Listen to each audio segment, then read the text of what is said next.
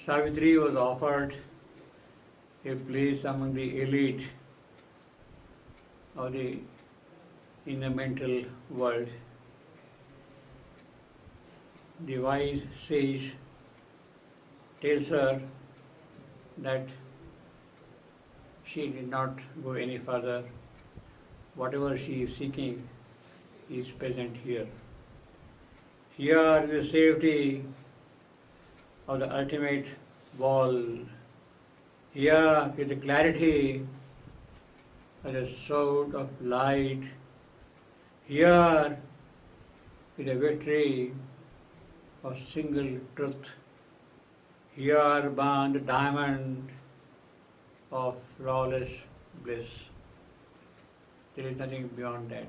He is a satisfied sage, and whatever Savitri would be seeking, according to him, it could be found at this place, and therefore she could terminate her pilgrimage.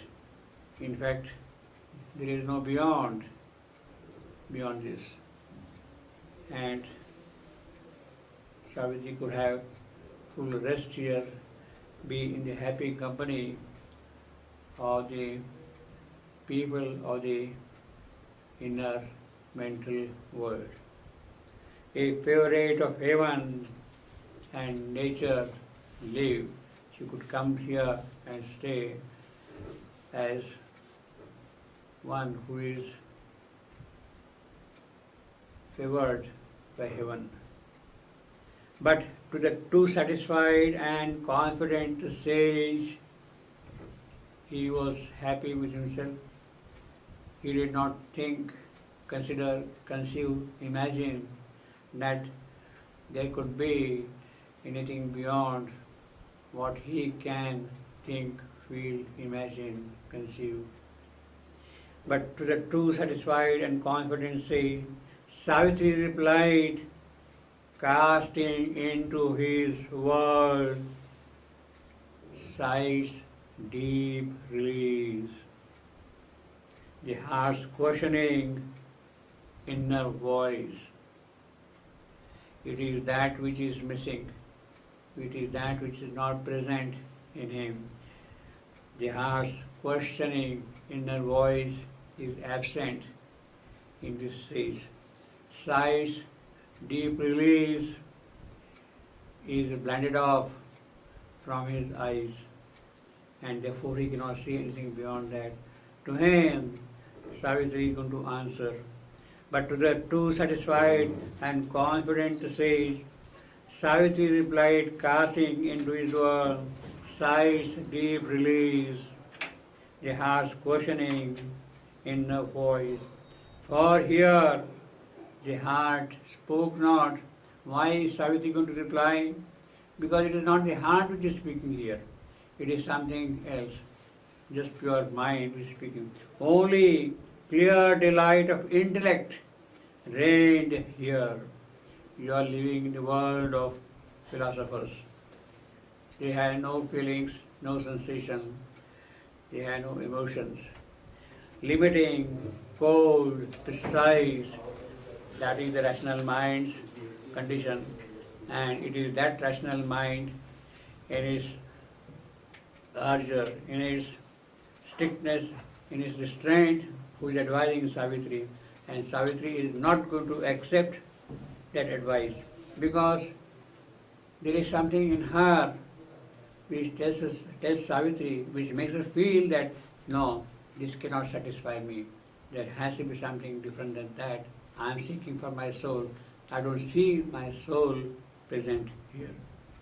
Happy, she says, happy are they who in this chaos of things, the material chaos, the chaos, disorder of the material world, the conflicts and agitations and turmoils of the life forces, the quarrels of ideas and thoughts and philosophies, all they are present here. Happy are they who, in this chaos of things, This coming and going on the feet of time can find a single truth. Yes, they should be really lucky that in spite of these conflicting situations, they can find one single truth in this existence. They should be really happy, but it is not there. Can find a single truth, the eternal law. Untouched, they live by hope and doubt and fear. They are happy, contented, no fear touches them. They don't have any doubt. They have no further hopes also in their heart and their soul because it's not there. Happy are men anchored to fixed belief. This is my world, this is my creation, this is my assertion of things, my credo, my law, my philosophy, my sanskara, my civilization. It is that which I am holding on firmly. Happy are men anchored, tied, fixed to their own beliefs. In this uncertain and ambiguous world, they don't realize that this is not the proper, final, fixed truth. It is uncertain. Today you may be thinking like that, arguing in one way. Tomorrow you will argue in another way. In this uncertain and ambiguous world, or who have planted in the heart's rich soil one small grain of spiritual certitude. Even if you have a small grain of spiritual certitude in your soul, you would not think that way at all. It is that which is missing. In this uncertain and ambiguous world, or who have planted in the heart's rich soil, if the seed is put in the soil, it will flower up into a huge, beautiful tree, spring up into a new world altogether, but it is not there. One small grain of spiritual certitude, happiest who stand on faith as on a rock. Yes, they are really lucky people who are firm in their faith, that nothing can shake them up. They feel comfort. They feel secure in their condition, which is a good thing. So this sage was advising Savitri to come and stay here. He is happy in his own world. He is firm in his own beliefs, in his own ideas. He has full certitude that there cannot be anything different than that. That is what he says that. And Savitri says, I am sorry, what you are saying is not true. It cannot be so, it is not so. Happiest who stand on faith as on a rock. So that firmness of rock is there in their faith. But I must pass leaving the ended search. If you call this is the end of my pilgrimage, I am sorry, I cannot call it that way. This cannot be the end of my pilgrimage. This is not the end of my search. I have come up to this point, to the world of the inner mind, but this is not the final which I am seeking. The last in my life, in my soul's search, this is not what I am seeking.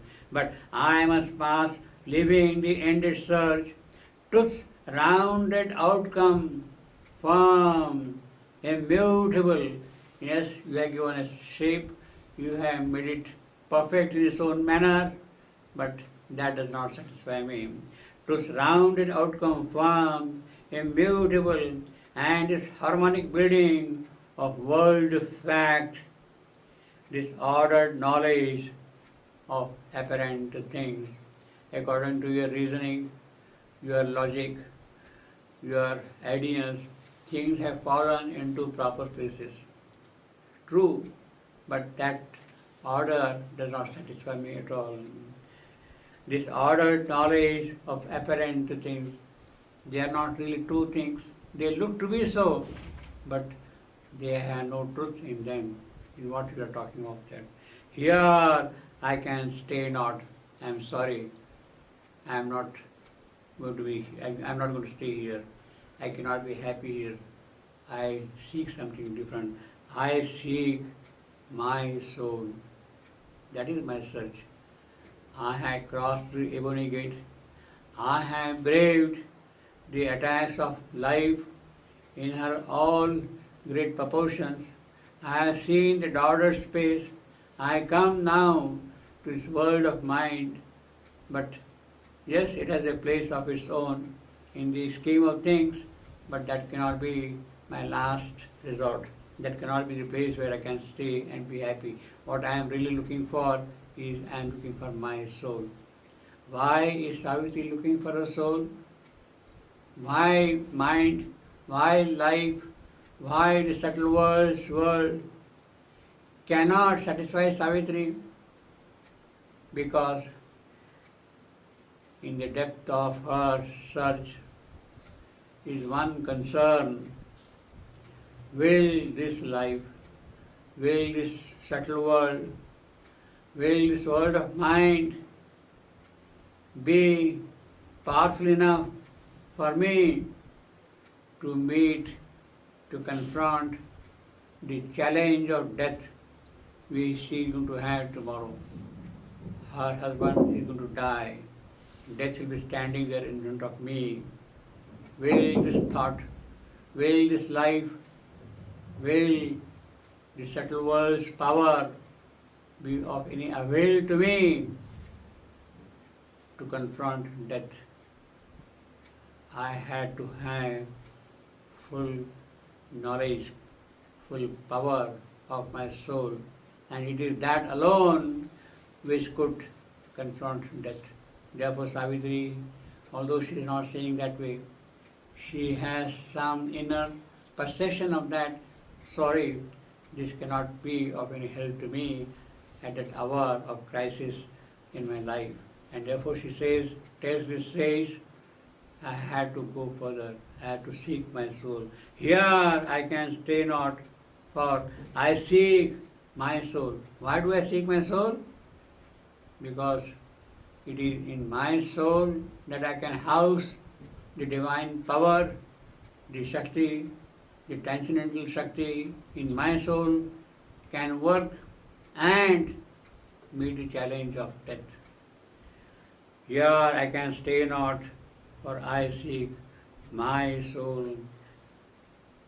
Obviously, there cannot be any answer to it.